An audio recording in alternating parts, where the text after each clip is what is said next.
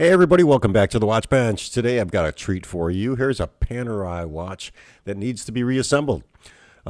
We shipped out the dial to have it refinished. This is the second time this dial's been refinished. First time it didn't really hold up, so we've got a watch dial that's going to come back here and be put into the watch, and this is what it's going to look like when we're done, hopefully. And we're going to get started with the process of reassembling this watch now. Here's the dial, and you can see coming back from the painter or the dial refinisher, it looks pretty good. There's some flaws in the dial. It's not that bad. Be a little less noticeable under the crystal. First thing I'm going to do is grab the crown out of the little baggies that I put everything in, and we're going to get the crown ready to put back into the watch movement. With that crown, we'll find the clutch opening there. We'll put the crown and stem back in there. There's a little pusher button on that. That's the clutch release. And what we're going to do is push down on that very gently, not too hard. And we're going to apply just enough pressure to allow the stem to seat back into the watch. It takes a little bit of turning as we're going along, and you'll feel it kind of lock in place. Once that's done, I typically will pull out the crown of the first and second positions just to make sure that everything is seated well and everything works good. That's what I'm doing here. Now I'm going to start turning the crown to adjust the hands to make sure that the functionality of everything is working perfectly. Here's our dial, and you can see on the back of the dial has a little sticky piece, and they use that sticky piece to attach to the plastic case that it's shipped in so the dial doesn't rub against anything. I've noticed, though, from this company that once in a while they'll ship a dial back, and with fragile dials, getting that little sticky stuff out, you can cause a little damage to the watch. This watch has 2 dial feet, so we're going to seat it correctly onto the movement. And we're going to go look for the 2 screws that hold the dial feet in position and tighten those back up. Once that's done, we can start the next process. Just going to look at that dial, make sure everything's clean, blow it off, and everything is clear on that dial. So we have 4 hands to put on this watch. We have a second hand, the GMT hand, the hour and minute hands that have to go back on. So what I like to do is just turn the hands until I get the watch to advanced to the next day. And here you can see I'm going from the 16th to the 17th. That indicates to me that I'm at the midnight position on the watch. And that's where you want to start. A lot of times some people will forget to advance that. And when you go to set the watch, the date will change at the 3 o'clock or 6 o'clock position, and you know you've screwed up there. We're going to gently put the second hand onto the watch and make sure that pinion is handled with a lot of care. I'm going to use my flat hand pusher to push that down gently, firm enough to hold the hand, but not too much power because you don't want to break it. Once that hand's in position, we'll move on to the GMT hand. The GMT on this particular watch goes on first. Sometimes you'll see the hour hand goes on first, then the GMT, but most watches the GMT hand goes on before anything else. So we're going to line that up to the midnight position. I'm going to use my hand tool just to move that along. That way I know it's plastic, it's not going to scratch the dial. Once I've got that done, I'm going to push the hand down, and I'm going to use my tweezers in this case because my hand tool is not large enough to go ahead and push that down. So I'm going to gently use my polished tweezers here just to push that into position. And we can just make little adjustments if we need to. Again, be careful because you don't want to touch the dial or scratch it with your tweezers. It takes a little bit of practice, and you'll get used to it after a while. Now I'm going to take some clean Rotico. Most importantly, make sure it's clean Rotico and just wipe off any debris that may be on the watch that you find while you're putting it back together. Some people like to say that Rotico leaves film on a watch. If it's dirty, yes, it will. If it gets body oil into the clay, or if for some reason it gets any debris on it, you can leave debris on the watch or scratch the dial. Now we'll put the hour hand in position. Again, we're going to gently place that onto the hour wheel, and I'm going to use my hand tool just to push that into place before I push it down. And when you push these down, you want to make sure there's enough clearance between the GMT hand and the hour hand. On this particular watch, if you pushed it all the way down and it locks into place, it's going to have enough space in between those 2 hands. Again, I'm just going to push down gently and kind of wiggle it back and forth and just make sure that it's lined up correctly and is horizontal to the dial. Again, anything I see, any debris on the hands, I'm just going to wipe off with the Rotico. And we'll move on to the minute hand. This is the last hand that we have to put on. I'm going to gently grab that hand, stick it onto the minute hand pinion, and make sure that it's lined up correctly. Once that's lined up correctly, I can use my hand tool just to gently push that back down.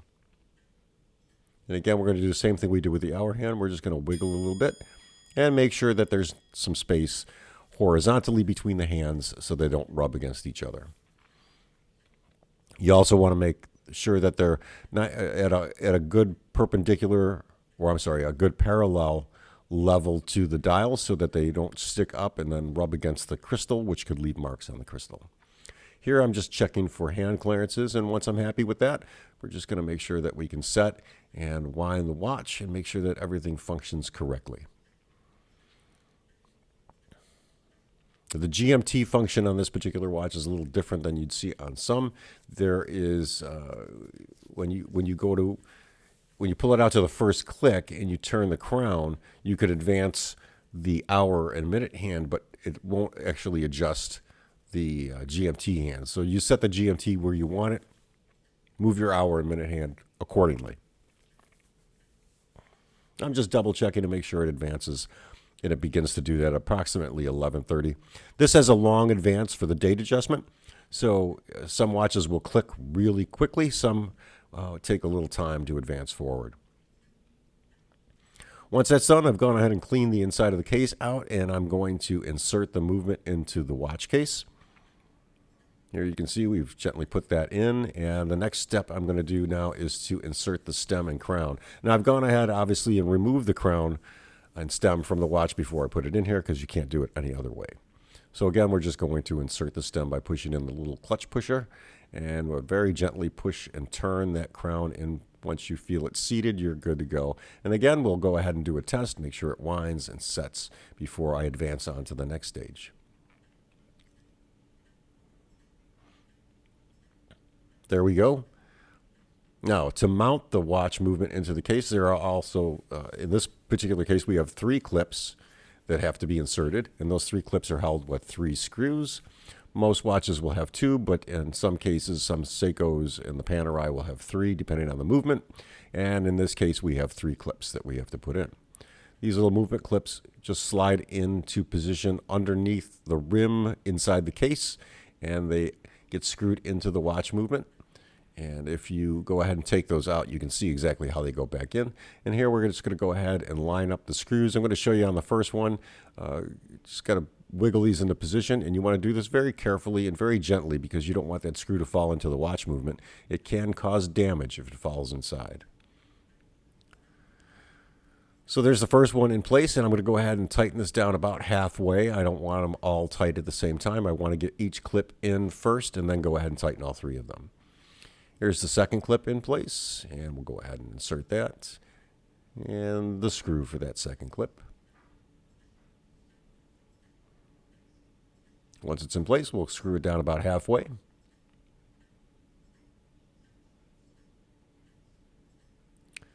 And I'm going to move on to the third clip on the opposite side of the watch. Get that in position. Get that screw in position.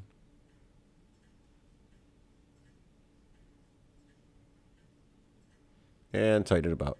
Well, in this case now, the third one's in. We can go ahead and tighten these all the way down. So I'm going to go ahead and retighten all the 3 screws and make sure that the watch is secure in the watch movement. No rattling occurs. And these screws are tight enough so that they won't come loose. A lot of times what I'll see first is that these screws are the first to break apart if the watch drops onto something hard.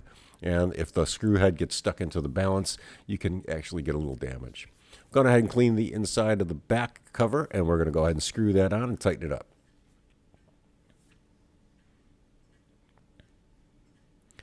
Once that's done, we can go ahead and test the watch and make sure that everything works correctly.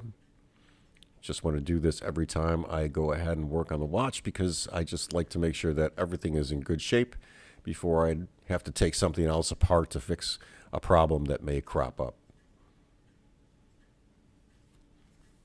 I can see a few flaws in the crystal. The crystal has some damage to it, but it's not that bad.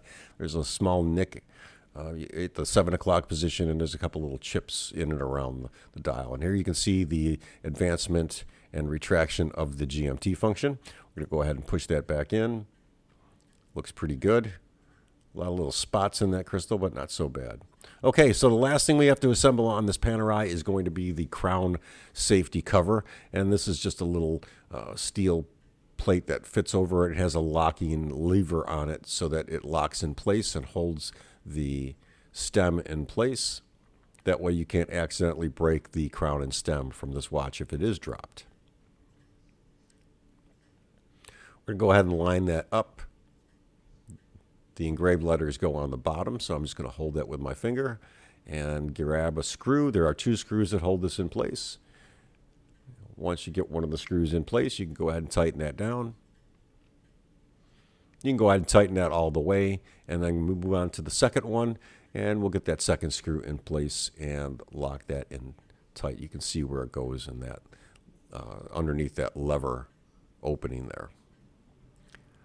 That's pretty much it for this part of the watch. Again, you're just going to be very careful when you tighten all these things down. You don't want to over tighten them. This is not a car engine, so it doesn't have to be torqued down too hard. And I see some people like to tighten their watches a little too hard. If you do have a screw down watch crown, try not to over tighten it at all, because you can do a lot of damage to the threads in the crown or the case tube. In this case, we don't have one. We just have that lever that locks the crown in place.